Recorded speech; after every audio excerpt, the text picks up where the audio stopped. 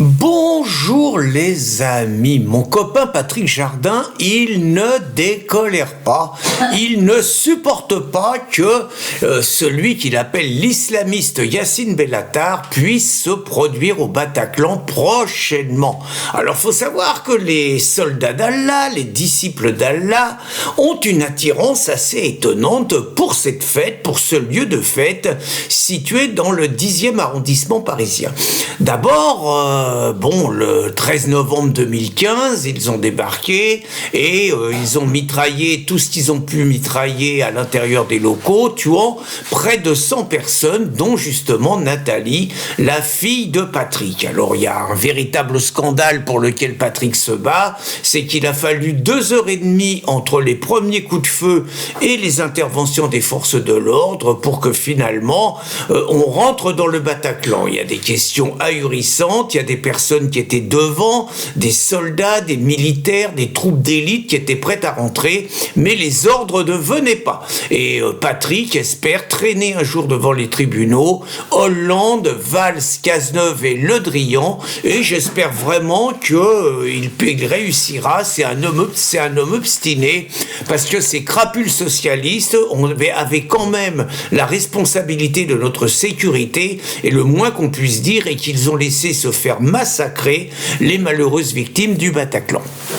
Alors, donc, il y avait déjà les djihadistes qui étaient attirés par cette salle, mais 3 ans plus tard, c'est un autre islamiste, Médine, un artiste qui aujourd'hui est un compagnon de route de la France insoumise. Donc, Médine, qui m'avait fait l'honneur de me citer dans une de ses chansons, donc laïque, à la fin des refrains. Donc, Médine entendait venir chanter, donc, sur le Bataclan, donc, sur le même lieu où 3 ans plus tôt, ces co-religionnaires avaient assassiné sauvagement donc d'innocentes victimes. Et donc, pour Patrick, le Bataclan ça aurait été comme une profanation, ça devait être un lieu sacré, et il était hors de question que les co-religionnaires des assassins de sa fille puissent venir chanter, voire crier à la Akbar, dans ce lieu où il a perdu sa fille, ce dont il ne pourra jamais cicatriser. Donc Patrick a mené pendant plusieurs semaines une bataille exemplaire. Nous avons la fierté de l'avoir aidé, Christine Tazin, Richard Roudier, Karim Ouchik, le général Picmal, Renaud Camus, donc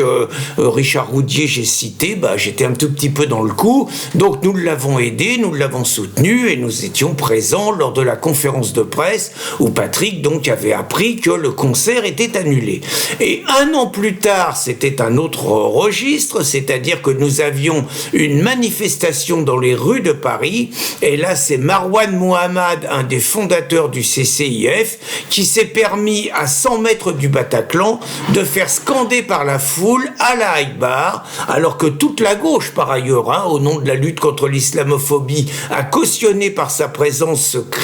ce cri lancé par les islamistes quand ils égorgent des chrétiens, quand ils égorgent des juifs, quand ils égorgent des infidèles. Donc c'est un cri de forcené, donc à la Akbar, donc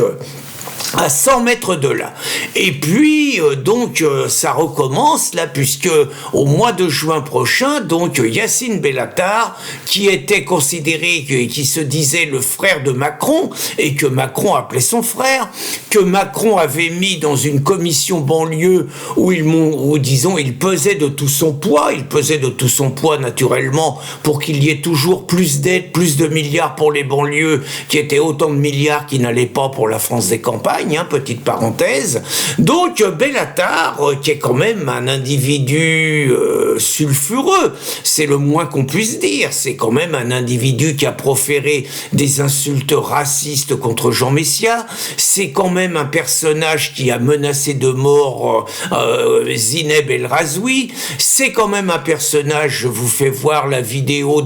une partie de la vidéo, dans son débat avec Zemmour, c'est clair que c'est un mec qui a choisi l'islam contre contre la France. Enfin, il n'y a pas besoin de tourner autour du pot. C'est un loustic qui a séquestré un journaliste du Livre Noir, aujourd'hui à Boulevard Voltaire, Jordan Florentin, pendant plus d'1 heure, avec des menaces physiques. Bref, c'est quelqu'un qui pourrait se retrouver, qui a déjà été condamné à de la prison avec sursis, qui pourrait se retrouver à nouveau en prison, et qui surtout fait accablant, mais pas étonnant, a fait crier à plusieurs reprises à la fin de ses meetings, et vraiment d'une façon hystérique, Allah Akbar, avec un public qui reprend Allah Akbar, qui est, je le rappelle, le cri que les égorgeurs poussent quand ils égorgent leurs victimes. Alors ça, naturellement, Patrick ne peut pas accepter ça, mais ça pose quand même la question: comment pouvez-vous expliquer que les soldats d'Allah aient une telle fascination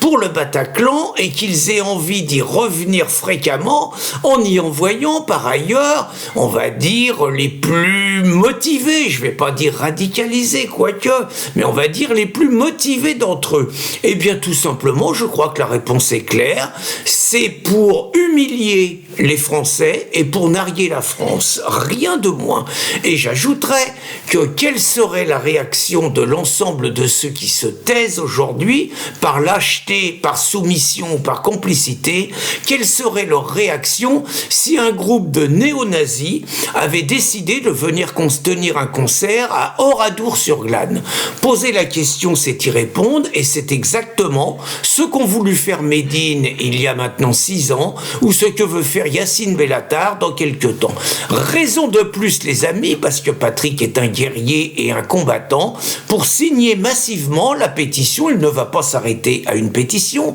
mais une pétition, c'est un bon début, pour signer massivement la pétition que Patrick a lancée et que je mets en bas de cette vidéo. Bonne journée, les amis.